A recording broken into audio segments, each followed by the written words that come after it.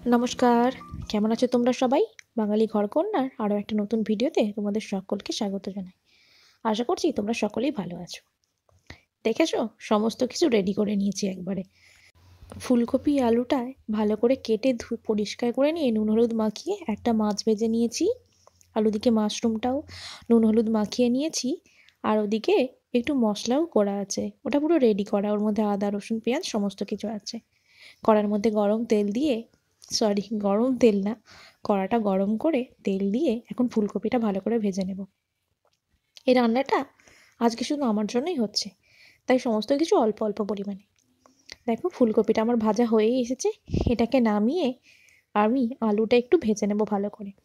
আর মাশরুমটা নুন হলুদ দিয়ে রেখেছিলাম, মাশরুমটাকে ভেজে নেব। আজকে আর মাশরুমটা সেদ্ধ করব না, বাড়ির প্রত্যেকে মাশরুম খায় না, সেই জন্য আজকে এই রান্নাটা শুধু আমারই হচ্ছে। আর এদিকে একটু হলুদ, গুঁড়ো লঙ্কা, অল্প করে নুন গুলে নিয়েছি।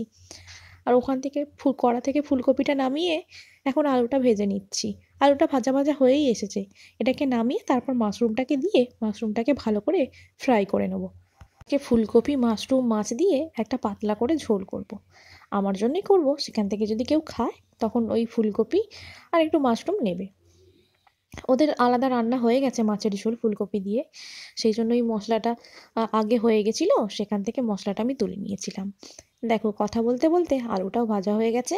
চলো এখন মাশরুমটা ভালো করে জলটাকে নিচুড়ে মাশরুমটা এর মধ্যে দিয়ে মাশরুমটাকে আস্তে আস্তে ভাজা করতে থাকি। মাশরুম যখন ভাজবে তখন কিন্তু একদম লো ফ্লেমে মাশরুমটাকে ভাজবে। বেশি হাই ফ্লেমে দিলে কি হবে বলো তো, ভালো করে ভাজা হবে না, উল্টে লাল হয়ে যাবে। সেই জন্য খুবই লো ফ্লেমে মাশরুমটাকে ভাজবে। দেখো, মাশরুমটাকে আমি কড়ার মধ্যে দিয়ে ভালো করে এখন ভেজে নিই, তারপরে আসছি, তারপরে কি কি করব তোমাদের সাথে শেয়ার করছি এসে। আর যে মশলাটা দেখলে রেডি করা আছে, ওর মধ্যে আদা বাটা, রসুন বাটা, পেঁয়াজ কুচি, টমেটো কুচি এগুলো দিয়েই করা আছে, এর বেশি আর কিছু নেই। ওর মধ্যে নুন হলুদ সবই দেওয়া আছে, তাও আমি ওখানে অল্প করে বাটিতে একটু নুন হলুদ গুলে নিয়েছি। নুন, হলুদ আর অল্প করে একটু লঙ্কা দিয়েছি। বেশি লঙ্কা আমি খাবো না, সেই জন্য ঝালটা বেশি চলে না। আর এদিকে দেখো, পেঁয়াজও একটু থেঁতে করে নিয়েছি। ওর মধ্যে মশলার মধ্যে সমস্ত কিছু দেওয়া থাকলেও তাও একটু পেঁয়াজ না দিলে হয় না। দেখছো মাশরুমের রঙটা কেমন চেঞ্জ হয়ে গেছে। একটু ফোড়নে আমি একটু মৌরি আর তেজপাতা দিয়ে দিলাম, জিরেটা খুঁজে পেলাম না কোথায় আছে। ফোড়নটা দেওয়ার পর এরপর পেঁয়াজটা আমি দিয়ে নেব। পেঁয়াজটা লাল লাল করে ভাজা হয়ে গেলে তারপর রেডি করা যে মশলাটা আছে ওটা দিয়ে ভালো করে কষিয়ে নেব। দেখো, এমন হাওয়া দিচ্ছে ভালো করে তোমাদেরকে দেখাতেই পাচ্ছি না। পেঁয়াজটা আমার ভাজা হয়েই গেছে, আর এদিকে মশলাটাও দিয়ে দিচ্ছি, দিয়ে ভালো করে মশলাটা কষিয়ে নিচ্ছি। এখন দেখো, অল্প করে জল দিয়ে দিয়েছি, যতক্ষণ না এর থেকে তেল ছাড়ছে ততক্ষণ এটা ভালো করে করব। দেখো, মশলাটা ভালো করে পুরো কষা হয়ে গেছে। এরপর পুরো সবজি যেগুলো ছিল, আলু, মাশরুম, ফুলকপি সমস্ত কিছু দিয়ে একটু ভালো করে কষিয়ে নেব। সবজির সাথে মশলাটাও একটু ভালো করে ভেজে নিয়েছি। এরপর এটাকে জল দিয়ে সেদ্ধ হওয়ার জন্য ছেড়ে দেব। সেদ্ধ হয়ে গেলে তারপর এর মধ্যে মাছটা দিয়ে তারপর নামিয়ে নেব। দেখো, ঝোলের আলু আর ফুলকপি পুরো সেদ্ধ হয়ে গেছে, তার উপর আমি মাছটা দিয়ে দিয়েছি। মাছটা একটু ভালো করে ঝোলের সাথে সেদ্ধ হয়ে যাক, তারপর এটাকে নামিয়ে নেব। আর পুরো লুকটা কেমন হয়েছে সেটাও তোমাদের দেখাবো।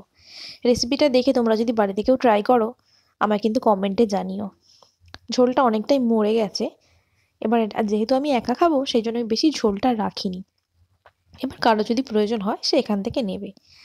চলো তোমাদের দেখাই আজকে আমাদের দুপুরে কি কি রান্না হয়েছে। এটা তো আমার মেনু, বাকিরা যারা যা খাবে সেগুলো হয়ে গেছিলো। এটা আমি একা খাবো বলে তাই খাওয়ার কিছুক্ষণ আগেই আমি রান্নাটা বসিয়েছি। এই যে এখন নামিয়ে নিয়েছি। চলো খাবারটা বেড়ে নিই, তারপর আসছি তোমাদের সাথে একবারে ফাইনালি দেখাতে কি কি রান্না হয়েছে আর নিজের দুপুরের ভুরিভোজটা করার জন্য। এই দেখো, এসে গেছি। ওই যে আমার ঝোলোটা আর শাক ভাজা হয়েছিল, বড়ি ভাজা, আর ওদের জন্য মাশরুম ছাড়া ওদের একটা ফুলকপি মাছ দিয়ে আলু দিয়ে ঝোল হয়েছিল, আর আমারটা মাশরুম দিয়ে হয়েছিল। চলো বেশি কথা না বলে আগে একটু মাশরুম আর একটু মাছ দিয়ে মুখের মধ্যে চালানটা করি। দারুণ হয়েছে খাবারটা, কি বলবো বলো? তোমরা কিন্তু বাড়িতে অবশ্যই ট্রাই করবে, মাশরুম একটা পুষ্টিকর খাবার। আমার মনে হয় যারা মাশরুম খায় না, অনেকেই আছে মাশরুম খায় না, তারা একবার খেয়ে দেখবে। মাশরুম খেলে প্রতিদিন খেতে ইচ্ছে করবে। Thanks for watching, tata.